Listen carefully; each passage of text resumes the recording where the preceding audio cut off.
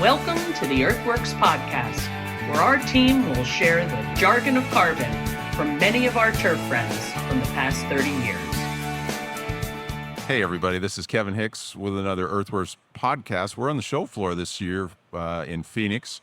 First time since 1987 we've been in Phoenix. And I think overall we've got Todd Bohn coming on a little bit here, but the weather, the venue, I think has been excellent. Wouldn't you say, Jack? Yeah, absolutely. And when you say we were in Phoenix, does that mean you were in Phoenix in 1987? No, that was a couple years before my time. How old are you, dude? So this is my 30th show in a row. Okay. And we've got Lance Lauer here from Country Club of Castle Pines, and I got my internship just up the road from him at the golf club at Castle Pines. Excellent. So, excited to have you here, Lance. And but no, I wasn't at this show, but I started coming, I think, in 91, 92, something like that. So lots of fun.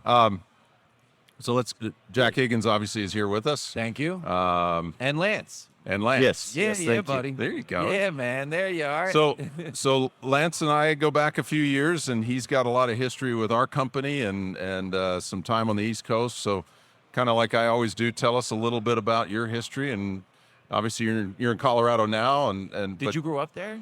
No, Central Nebraska is home. Okay. So, went to school at the University of Nebraska at Lincoln.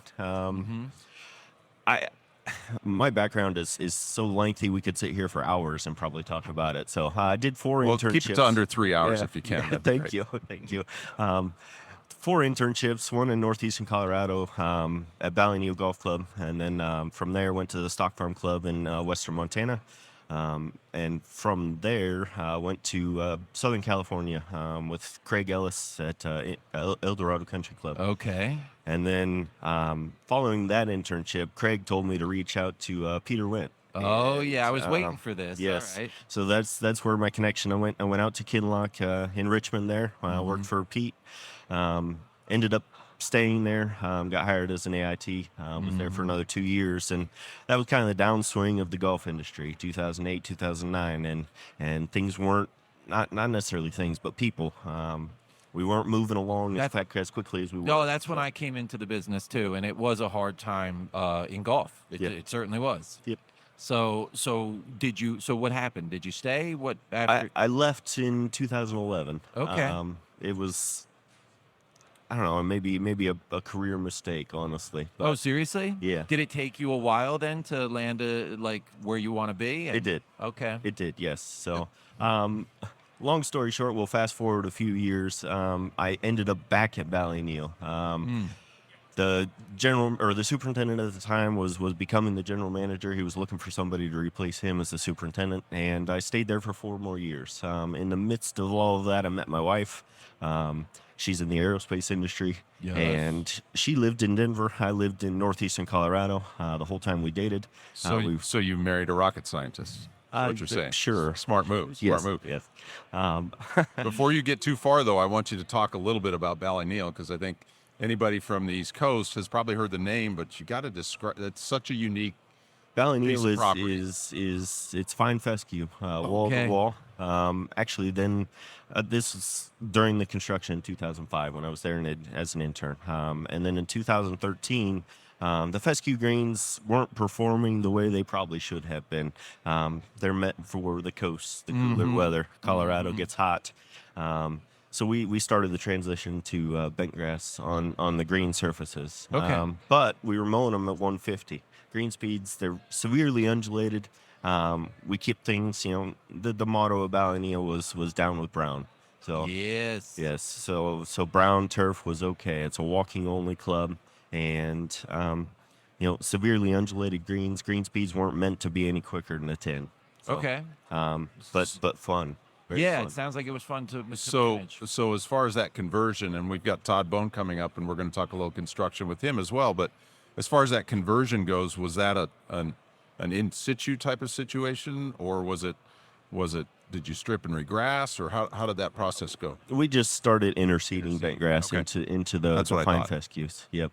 And it by the time I left at the end of 2016, I would say that we were probably 65-70% bent grass at that time. Wow. Yeah. Well, bent will do very well, in those conditions, right? Correct. And at that height of cut, I mean, Yeah. you've got a lot more fighting chance, I think, at Great 150 point. than you would at 110. Sure. For sure. So so from Ballyneal, Castle Rock. Yeah, went to the country club at Castle Pines. Oh, Castle. And- Well, you had a little, I had a stint in the middle there. so I went there, left for a very short period. So it's always been a career goal of mine to become certified. And there was a club in the Denver Metro that was offering me the opportunity to become the superintendent underneath the director of agronomy. And it allowed me to pursue my certification, and I achieved that while being there, but it wasn't a great fit. So Okay. back to the country club at Castle Pines I went, and now I'm the director of grounds there. So. Oh wow! Yeah. I don't know. I've never been to Castle Pines, so tell me a little bit more about that club and where it is. Is it at altitude? Is it? Yeah, we're about 6,000 feet, 6,200 feet roughly. Jack Nicklaus design, 1986. Okay. The golf club, Castle Pines Golf Club, right next door to us. They're hosting BMW here in August. Awesome. Yes. You guys Which is the first time they've hosted a tour event in Since long 2006, time. 2007, when they used to have the International there. Yes. that was the only tour event that hosted or that held it as a Stableford system point system. And so that golf course was basically built for that type of event where, you mash on the gas and then you kind of, but the point system is a totally different approach to tournament golf. Yes. Than just stroke play. So, And are they doing interesting. that again this year, or will it be I don't the point believe so. system? Okay. No, it's regular stroke play. Yeah. It's the third leg of the BMW or the FedEx stuff there, got the it. BMW Championship. Got So it. I think it's a field of 50, and Awesome. yeah. Yep. So grass types on the golf course. We're a blue rye mix and rough right now. I want to transition into some tall fescues. Fairways we're a POA bent, and then there's a little bit of ryegrass in there as well. We're working towards transitioning to a pier bent surface. That's my ultimate goal. It's going to take years, but we'll get there eventually. Yeah, because you want to do it slowly. You're saying transition. Yes, but it's a Seaside 2. Currently, I kind of made this switch last summer to Pier Select, which is another salt tolerant turf species or bent grass species because of our effluent water use. Okay, so we're kind of getting into the heart of what I want to talk about, because you were kind of filling me in on something that was really interesting. Of course, we're here at the show. It's about learning. It's about new things. It's about new ideas. And you were kind of keying me into something that was really successful for you this past year, and something that you're going forward with. So. And it has to do with the irrigation. And I didn't realize at first that you're talking about effluent water, which makes an even bigger difference in managing those soil moistures. So key the listener in on what we're talking about here. So a few years ago, Dr. Kreuzer from the University of Nebraska, I don't believe he's at Nebraska anymore, but everyone knows him through the Greenkeeper. He posted on his Twitter a formula that you could utilize the crop coefficient, the average root depth of your turf, and your wilt point. Those I leave static as static numbers. Okay, so those they could be variables, but in the way that you manage this formula, you say, okay, this is what it is. It's staying this way. So crop coefficient, I don't know what that is. What is it? I don't know what that means. It doesn't matter. What we forget is superintendents in Jack's area say they used 15 million gallons this year because it was a very dry year. That's a month where we are in the West. So You're totally right. So yeah, the crop coefficient wouldn't be something you would necessarily live or die by. No. It's the number one of the numbers in the calculations that goes into the weather station data that you use to set up irrigation. Okay, so cool. So that's a number in the formula you leave alone. You mentioned the root depth. That's another one that you'll just assume at what, like 6 or... We leave it at 6 inches. Perfect. I understand that the root depth, there's ebbs and flows in it, but I leave it at 6 inches, and it works seamlessly or flawlessly for us, or it has. So. And then the wilt point is 10% for us. And that's our number. Did you determine that over time? With the TDR, I would intentionally let things get to that point, and stab it with the TDR and see what that number is. Did you find that to be 10% no matter the soil type? No, this was on our green surfaces. And those are spec root zones, or yes, yeah, yeah. okay. Yep. So this formula is really geared towards putting green management versus. I mean, you can obviously apply it elsewhere, but I last summer expanded it out into fairways and tees, and put a different wilt point in those soil types. Correct, but they're they're heavy soils, but we've been top dressing those fairways for years and years, and there's a 4, 5, 6 inch already sand cap on those. So do you call what do you remember what the wilt point in the equation is out there? On the fairways? Yes. It's 12. It's 12. Okay, so 10 on your greens, 12 on your fairways. Okay. Correct. So is there any kind of an allowance for the effluent water and the quality therein? Well, another benefit I guess we have. So the effluent is supplemental. A few years ago at the club, we put in a $1.2 million well. We drilled a new well, and we have the ability now to pump some clean water. So we blend this clean water with the effluent water now. Wow. And average precipitation where you are? 17 inches annually. Yeah, including snowfall. Yes. Yeah.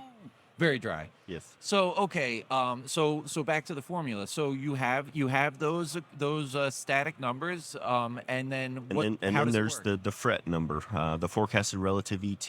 That's the one that's a variable. Correct. And every morning I go onto NOAA's website. It's kind of a permanent page on my computer. I don't close it. Yeah. Leave that tab open. Yes. I just update it, and I hover over where the golf course is on that map, and I pull that fret number. So in Colorado, for us, relative, the ET forecast ETs on a hot, windy day, it could be 0.3, 0.35. But on average, I would say that we're probably 0.25, somewhere in there, around a quarter of an inch. Okay. So you plug that number into this formula, and it spits out your minimum moisture number that you maintain your turf to.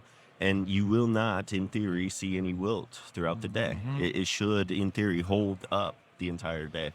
And I guess the advantage, the real difference of what we're talking about here, as opposed to sticking the TDR in the ground, is that you can manage ahead of the expected wilt. Correct. Correct. So in the morning what your day's going to look like through, and maybe even that night.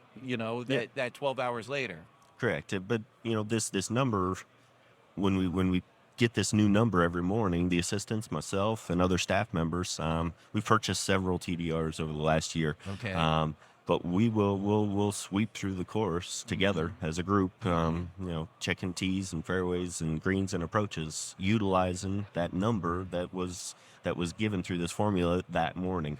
And that's what we set the course up to. That is whatever that number would be. And what are the units of that number that spit out? Is it like it's a percentage? Okay, it's a percentage that you're trying to shoot for. Yeah. Got it. Correct. So, for example, our wilt point being 10%, we manage our greens now to 11.5 to 12%, 12.5% on a hot day. Fairways then range from around 14 and a half. And these numbers are significantly lower than what we used to do.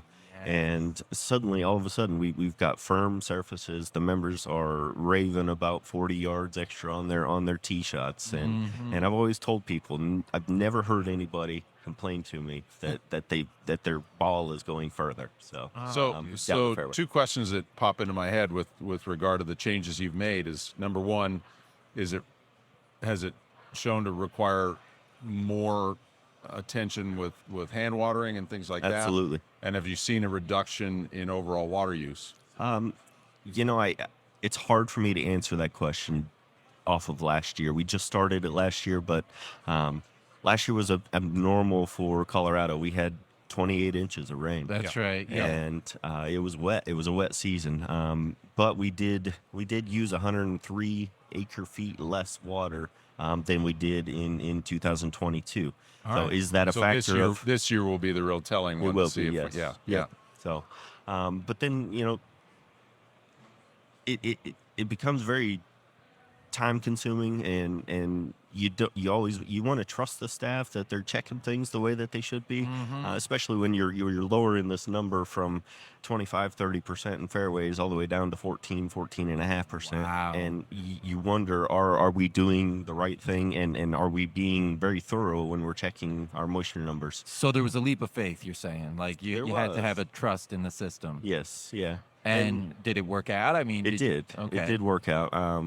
The season went really well, and again, the member compliments from the firmer surfaces was great. So and we're building on that. So in April, the turf rad sensors are being delivered to the country club, and by utilizing those and collecting this data through those sensors and developing us a map on a daily basis, I can then fine tune it even more, and understand and know that the entire property got scanned on a daily basis, and I can visually see that on the map from my computer. Yeah, so I've had Jerry Flaherty, one of the principals at Task Tracker.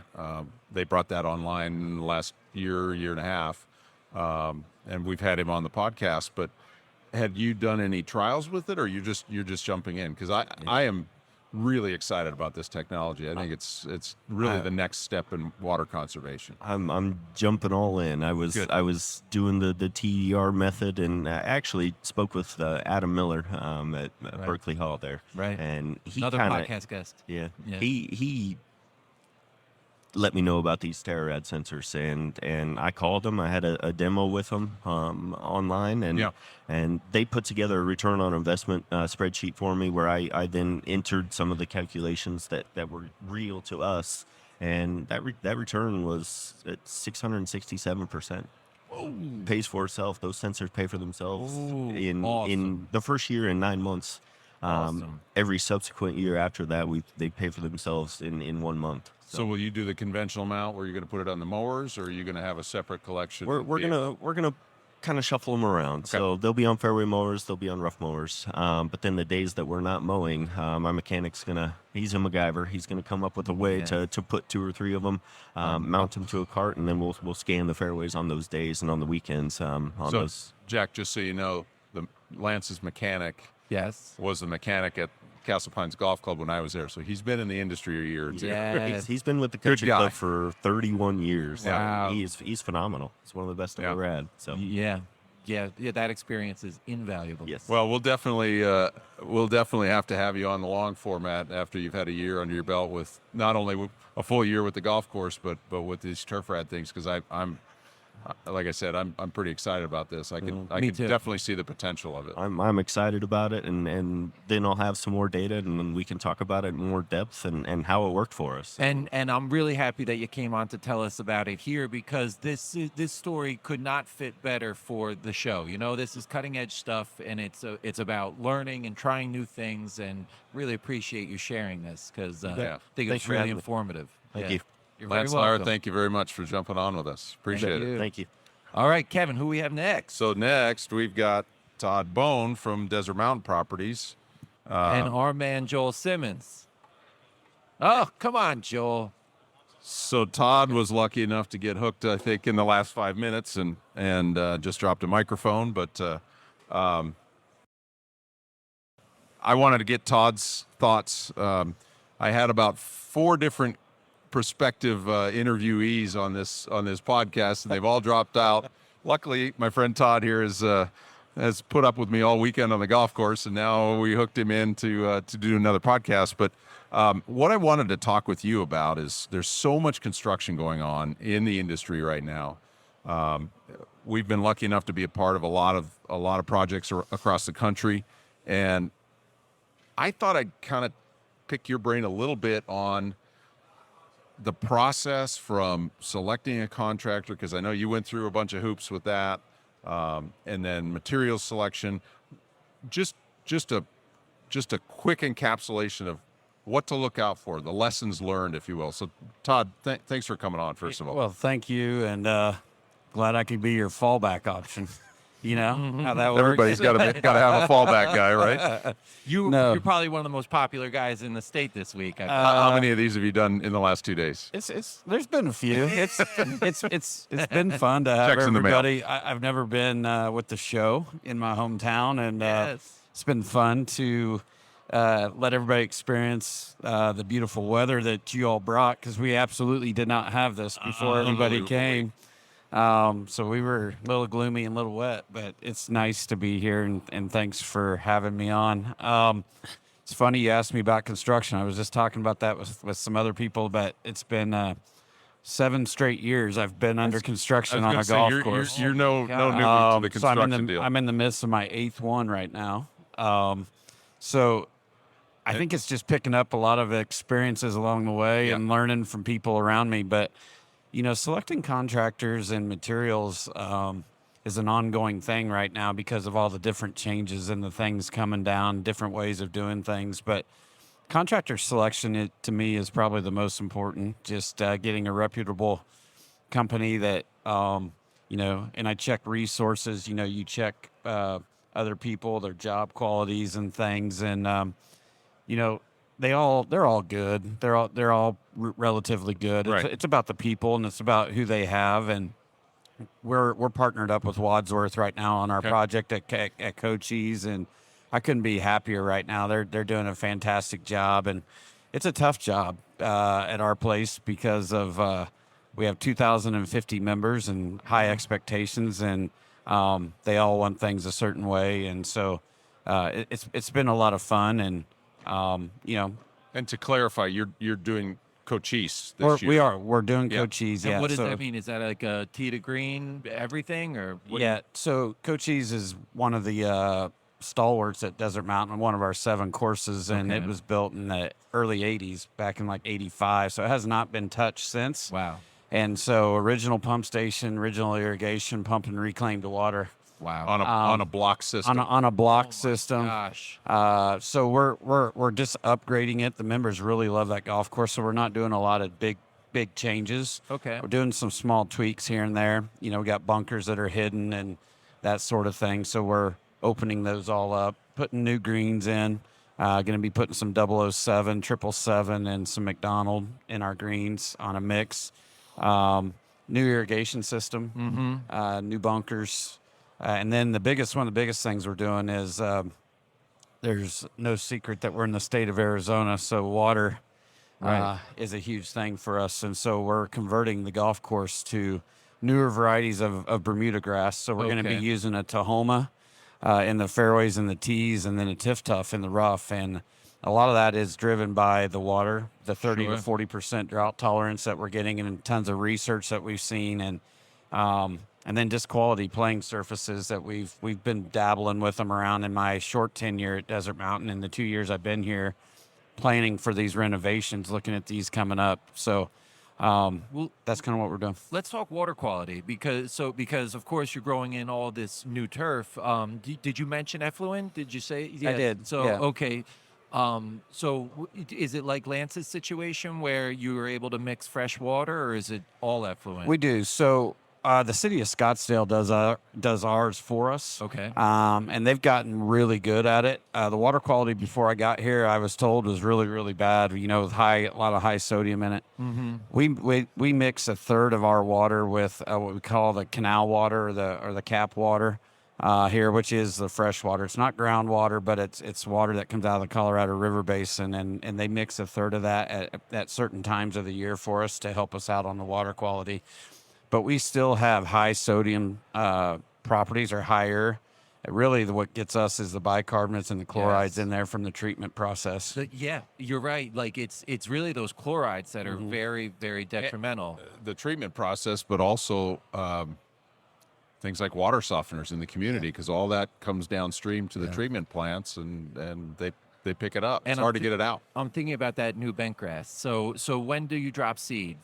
We'll start dropping seed in March and April. My goal is to have all the greens in by April 1st, which then gives us about a 6-month grow in before we open the golf course in September. Okay. I know that's a little extra time, but I've always, in all my experience with the construction, know there's not enough time you can give for greens. And if you open them too early, you'll pay for it for a long time. So I don't want to do that. That's right. Yeah. So you'll be able to use as much of that canal water as possible during this time where you're going to be using a lot of irrigation. Well, yeah, it's just a third. So a third of our water that we get sent every day, that we get sent up to us every day. So we don't really control how much of that they mix it. It's a blend. They've got it down to a science down there, which meets the specifications that we've all done.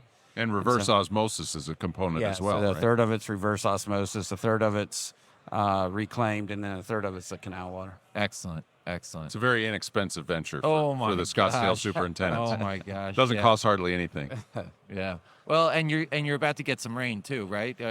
So that could happen through the spring as well. Yeah, prior to when everybody got here, we had 1.5 inches, which is a big, nice rain for us out here. On average, I think we get around 4 to 6 inches a year. So we'll take that on a good day, 100%. and then we got some more coming in this weekend. It sounds so we'll never turn away free water. Jack, it's referred to as a natural flush down here. It's not rain; it's a natural flush. Right. That's right. Very good. So bentgrass selection, was that a predetermined, or how do you land on that? There's so many good varieties, just like the Bermuda grasses. There's so many different choices. Yeah. How'd you land on it? Well, I think I inherited. They'd done a ton of research. The seed research people, Right. Mike Hills and Leah Brillman, had done a lot before I arrived at Desert Mountain up here. It's been a long relationship. There's been a long relationship. They've done a ton of testing on nursery greens and that sort of thing. And so one of our golf courses, Renegade, when I got here, just had 007 put in, and McKenzie. And so we kind of took that and refined it a little bit. We see the 007 tends to go a little more sleep than I like in the wintertime. So we added in a little bit of the 777 to try to help bolster that when most of our plays here. And then just they're not making McKenzie anymore. So McDonald is similar to that and is more of a cold tolerance. And so we're going to have a 40% on the 007, 777, then a 20% on the McDonald. We've talked about it in the past, but I mean the challenges Todd faces on that property. There's close to 1,000 feet of elevation change within the property, right? Yeah, our lowest elevation is about 2,400 feet, and our highest is about 4,000 feet. Yeah, so. yeah, and that gets cold. And the cold winters are much more of a deciding factor in varietal selections than the hot summers. Bentgrass typically, especially on greens, because you're the only one that's ever tried bentgrass besides the guy next to you in the desert on fairways. But the summertime's kind of a cakewalk comparatively. Yeah, I mean, most of these newer varieties love the summer. Like Kevin said, I think it's more the winter time, and it's such a change for me coming from the Midwest, where your busy time out is in the winter time versus the summertime. So it's a complete flip. So. And you'll get the same thing with the Tahoma. You must be changing from 419, right? We are, yeah. We've got it's a hodgepodge. You can imagine after 35 years what's out there. It looks like a patch quilt at times. So we're looking forward to getting to these cleaner, more modern varieties and looking to save some water on them. Yeah, definitely. Oh, that's great news. Yeah, for your one of your longest tenured superintendents, certainly, and employees on the golf course, is overseeing this thing. And I'll tell you what, the smile on his face, on Pepe's face with what's going on, because he's been on that particular golf course for 35 years, right? Yeah, I think he's going on his 35th year. And so this might be his swan song, but boy, is he excited to be involved. He hasn't officially told me yet, but I've heard rumors that he wants to kind of get this done. Yeah. And he's been managing that block system like a champ for a long time. Now he's going to have HDPE, single head control,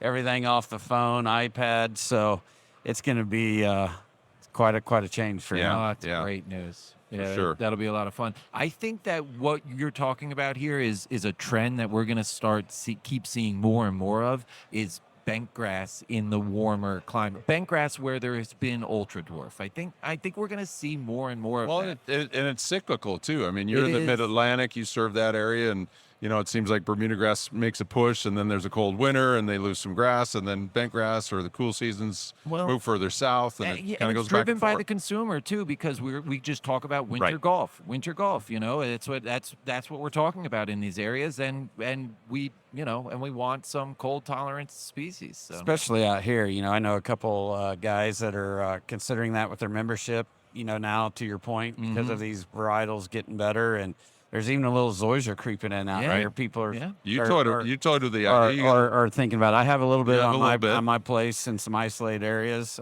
People heard where I came from and what I managed before, so our members were asking about it. So we've put it in some areas on some driving and practice areas just to try to see what it does. But the challenge there is, again, winter dormancy and trying to find a variety that'll hang on, keep hold color long and enough. people coming out here liking that brilliant green color of the ryegrass overseeds, and playing off of that. So, but I think it's a trend that it's important, because I think it's all of us are going to have this water issue. Yes.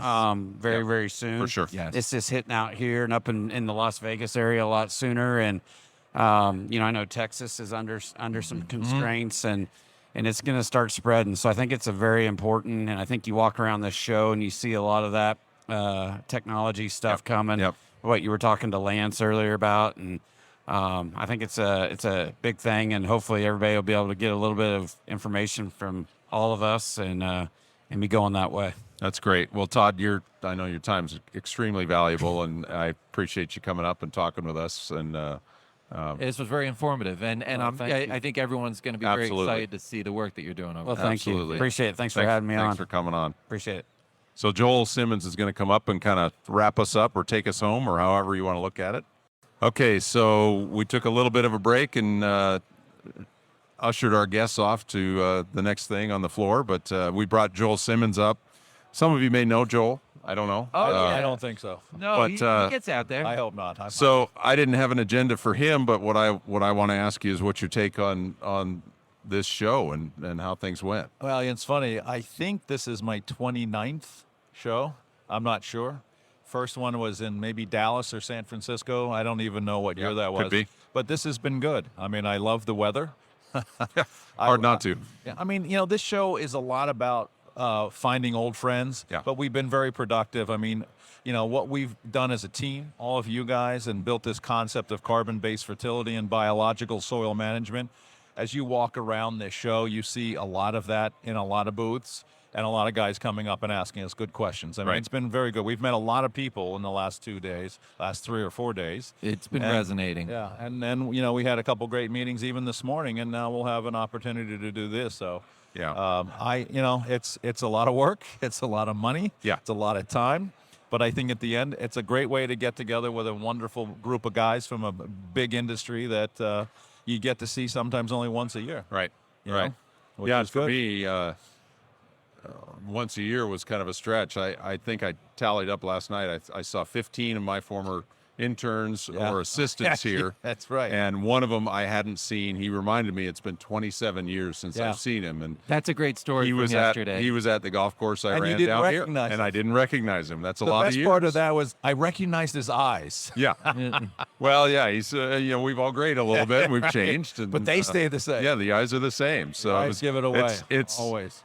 It's it's same for all of us, but it's absolutely my proudest achievement is seeing folks that have come through my programs and gone on and done bigger and better things. So And I hate talking about the aging process, but coming here as many years as you and I have, and certainly Jack's been doing it now for a bunch of years, and then seeing the same guys over and over, and still in the industry, still doing well, still enjoying it, moving on to new jobs a lot of times.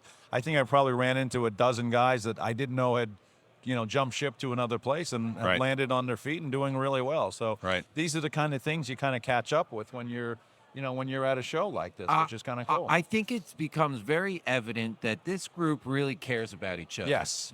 We really do. We look Yeah. out for each other. It's We a care about fraternity. each other. Yeah, exactly. And I feel very, very blessed to be a part of it. It's really wonderful. And I was telling, we had a wonderful bar event at our booth yesterday. Hundreds of people. We ran out of beer in a 10-minute stand. A couple times. Lots of old friends came by and people that we've known for 30-some years, which is kind of cool. And I remember my first show, I think it was in Dallas, and I had set up an entire spread for breakfast that invited a whole bunch of prospects. We were nobody. Nobody knew who we were at the time. And the only guy that showed up was Glenn Smickley. And, and Tom Briner. And he showed up, and they both showed up yesterday. And they both showed up yesterday. And it was that one meeting that I always have claimed has, kind of kicked off the company's success. And that was the first time you met Glenn? I barely knew him. I mean, I had been to the property once, and I had him come, and he didn't know us, and he was skeptical. We were talking some hocus pocus, carbon-based fertility, which wasn't vogue at the time at all. And then he got it, and he took it and ran with it, and a lot of his guys over the years all were at that booth yesterday. Oh, my and gosh. guys that have been wonderfully successful. Josh Saunders is going to be hosting the U.S. Women's Open in a couple of months. And guys, Pete Wendt at Congressional Country That's Club. right. I mean, these guys, they were part of the family 30 years ago, and we get together. I mean, you're another great example. Right. Every year, hey, this is the year. This is the Right, year. right. Next year we see you Yeah. again. This is the year. Just call me first when when it happens, and then one day I get the call, and there you are. So now what's you're still here? So what's in looking in the crystal ball? What's on the horizon for EarthWorks, and what's on the horizon for what The do you see industry? the trends for the industry? Well, of course, I'm extremely biased, and you just set me a softball question. But we're going to see a lot more carbon-based fertility. Yeah. I mean, a lot of guys are really starting to see what we've been doing for all these years, Right. and it's, to me, that's much more important than selling a bag of fertilizer. Seeing a guy become successful because he now starts to understand that it has to come from the soil. And you hear all these agronomic concepts. Oh, you use less, you do this. The bottom line is it still has to come from the soil. And more people are starting to hear that, and more people in this hall are talking that talk. So is we'll it continue that? So you've been a salmon swimming up the stream for 30 Yeah, years, yeah, so I'm, 35 my years, arms are sore. 37 years. What we don't really know how long it's been, but is it rewarding to see this gain traction, or is it threatening? Oh, it's or not yes? threatening at all. No, it's. I mean, you guys are going to have to take it on because I'll probably fade into the sunset threatening. quickly. It's not threatening. It's wonderful. It's a Right. legacy that I agree. that's all that matters at this point in time. And you work for so many years, and you see the success of guys who you've become very close to, and they give you some of that accolade for helping them discover ways to do what they do better. I mean, all these guys are great grass growers, but they're finding ways to do it a little bit better, and it makes it a little bit easier. And they're, one of the things I hear more than anything is I get to spend time with my family. Yeah. I don't sweat the little things anymore. That's been a generational shift, I think, in the last few years that I've seen with younger superintendents. Is they're trying to identify things that can be easier, because there's so many difficult things to running a golf course that if there's a couple of things you can pick off and make your life Right. a little bit easier, let's try to do those things. Yeah, and I think we measure success differently now. Success isn't measured Right. by how many 100-hour weeks I can put in the season. Yeah. Yeah, So- terrible trend. Yeah, terrible that was- trend. that I'm was- glad to see that go by the Yeah, wayside. that is going by the wayside. The other cool thing that I'm really into is hearing golf course superintendents talk about managing soil and managing the turf the way that we talk about it, because it's better playability, because the golf course plays better. Right. Which I think is also new. It Right. was also there was also a lot of misconception for a long time that organic matter made the golf course soft. Bad. Whereas there's people that understand now that the lack of organic matter in the top inch of the green's profile makes the golf course soft Right. and really disrupts that playing surface. I've not been lucky enough to get Mr. Dan Donnelly on yet, but he's given me a tacit agreement that he'll do that. But I think some of his on-course work has really shown that you invest in that, and you can dry it down, you can make it firmer and That's it. faster without a crash. Like what Lance was talking about, Exactly. taking it down from 20% soil moisture to 10, Yeah. and so or where you can land lob shots into the green without splattering the green, because there is some firmness and there's some Right. stability from there's that certainly organic matter. there's certainly a potential for over technology. Right. But I think if you figure out how to use some of this new tech, you can fine tune things and make it easier. But that's where some of the confusion comes in, because organic matter is not always organic matter. I Right. mean, you could have thatch, you could have different levels of decomposition, and that's really what we've been preaching, is that, and that's what makes the conversation difficult, because it's not black and white. Exactly. There's a lot of gray area, and biology is a dynamic science, not a reductionist science. But the difference between good organic matter and bad organic matter, we understand, but it's hard to quantify and it's hard to qualify. And, and quite honestly, the powers to be really don't do that very well. It's just black and white. And I think the superintendents that are really having success with this are realizing that it's, just let the thing go and get biology working, and create the environment for biology and let it happen, and then everything's going to happen. Chilling and grilling, baby. Chilling and grilling. So what are you guys seeing at the show? What's good? You've been doing it. I haven't left the square. I went to the bathroom twice. That's the restrooms are typically fairly clean. Other than that, I haven't seen a whole lot. So, and they're only about 100 feet away, so we can be right back. The last couple of years, I mean, certainly technology and automation and robotics have really, we're watching these driverless cars around the streets of Phoenix. It's very creepy. It's everywhere, and I think for the most part, it's been interesting. I don't think it's being driven by the right thing. I think the driver for a lot of this automation is the lack or the deficit of labor. And that I've been saying this for a couple of years, that's going to drive this quicker than anything else. It's a changing world. So what's let's talk about this podcast, because we're the 3 EarthWorks podcasters. We've been doing this now. It'll be 4th year. Yeah, we're coming up on our 4-year anniversary. Yeah, we're about to hit 200 podcasts. Woo!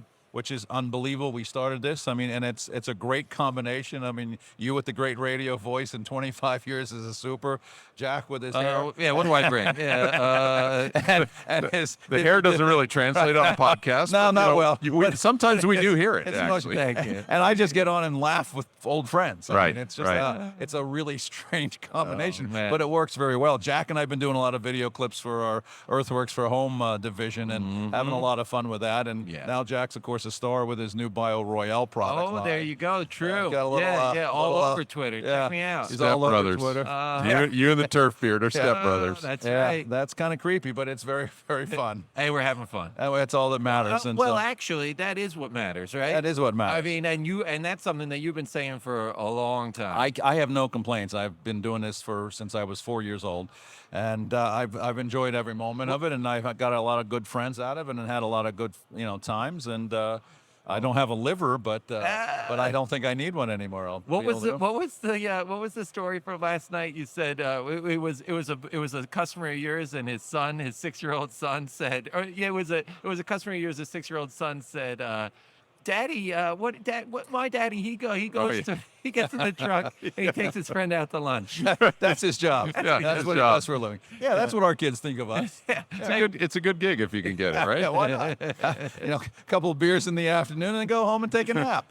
Hey, that's what this program is all about. Yeah. It's nice seeing a lot of young people here too, because we need that in this industry. But we've seen a lot of, for sure, a lot of, as I will call them now, kids walking around. But hopefully hopefully they understand that this is a great place to be. And yes, it's a little bit more than driving around in your truck and having beers, but there is a concept of work hard, play hard, right? Yeah. And we can do that. I need to be done playing hard for the week now. Yeah, Friday will be a nap. Yes. There'll be candles. There'll be soft. Will not be working on the plane ride home on Friday. I'll be sleeping through Sunday. After 2 weeks of these shows, but it's always been good. So we're going to be back on the podcast live somewhere. You got a couple of folks lined up. Yes, I think I do. I got a couple of folks lined up. I do too. So the podcast has been wonderful for EarthWorks. It's given us a platform to share stories with friends from the industry, and I hope nobody takes the podcast as being a blatant commercial, because it really isn't intended to be that. No. But it's a chance to have the folks that we've helped discover what's going on come in and tell their stories, and It's a chance different for us to learn, Yeah. and it's a chance for other people that are listening to learn, because And to highlight folks in the green industry that are doing a great job. Yeah. we as an industry are infinitely curious, I find. Right. Isn't that something? Like, we're always trying to learn more and understand more, and we're passionate, and and look what we do every Monday. We bring in Lawrence Mayhew, and he blows right. our brains out with information. And you're constantly reminding me to record it because we can't get it in our heads. True. But man, bringing in people like that on our team, I mean, we've been blessed with having that kind of brain power on our team, and let alone the 4 or 5 of us that talk to people all day long. But then to have a true chemist come in and just qualify and quantify what's going on and tweaking everything to make it more bioavailable in the soil, and just understanding what the hell it is he's talking about. Right. But yeah, I mean, we're at this age still learning constantly, which is what you got to do in this business. Yes. I mean, you're young; you got a lot of room to learn. Am I? Yeah. I'm almost done You still learning. got some brain power left. Yeah. I'm getting there. I'd like to borrow some if you wouldn't mind. Well, so if you are a EarthWorks head and you're listening, reach out. If you're an EarthWorks podcast listener, get in touch, because we want to hear from you. We want you on the podcast. We want you on the podcast. Yeah, We'd love so to have guys reach out. that's and say, right. I listen to you all the time. I mean, I heard that a dozen times yesterday. Oh man, we listen to you all the time. I love that. Oh, that's the voice behind the radio. Yeah. I know everyone jokes about my head getting big, but it is getting very big. Well, you're taking off as the star of the show, so it's always good. Oh, we have fun. So- All right. I think that's it. Yeah. I think we wrap it up. Hey, Yeah. we gotta get back by to the the way, floor. This was a great episode. What we learned from Lance and what we learned from Todd, that was really cool. You Right. know, and I'm psyched about what Yeah. what Todd's doing. I'm psyched about the bent grass. I'm psyched about this, about understanding water and how it's affecting our grow-ins and everything. It's good stuff. And Lance was an early adapter with us. We worked Yes. with him back in Virginia, and I've known him, for many, many, many years. I'd like to get him. I mentioned this to him as he was leaving. I'd like to get him on a proper podcast, Right. just he and I alone. And Todd, of course, we've known for a long, long time. He's taught us a tremendous amount. All the stuff that he's done through his career, and he's just one of the most gracious guys. But it was so funny walking into the show, and the first thing I saw was an 18-foot Todd Bohn at the John Deere booth. I took a picture of it, and I asked him, "Can I have your autograph, sir?" I think it's time that this industry adopt the NIL concept of college sports, because he said he's not getting a dime for that billboard that's that's flying traveling at the his. country, and he must, like he said, he was probably on 5 of these. Yeah. And I literally found him standing over there as we were walking. Oh, hey, come here, buddy. Yeah. Oh, all right. Give me all right. 15 minutes. And Please graciously, come on the EarthWorks podcast. We will not pay you. Yes. you'll get nothing from us but our gratitude Hey, and thanks. maybe you'll get a Yeti. That's right. Okay, We'll give him a that's Yeti. true. That's true. We'll buy him dinner tonight, but that'll be good. Gentlemen, I thank you so much. This has been a great experience. You guys are great to be podcast hosts. We should get together more often. I think we did our Christmas one with Kirk, And that was which was fun. great. And we'll just keep this thing going and keep talking to whoever we can talk to. Yeah, you got it, Joel. And if you're not a subscriber to the EarthWorks podcast, please do. We have Apple, Spotify, everywhere your podcasts are found, we are there. And it's right. like I said, we got lots of accolades. NBC, ABC. No. Yeah, exactly. yeah. Are we YouTube, getting paid for YouTube. this? We're not getting syndicated. paid for this. No are we? one gets paid. No one I gets hate paid. this. We're going to figure that out. Thank you so much. And we will be back next week for another EarthWorks podcast.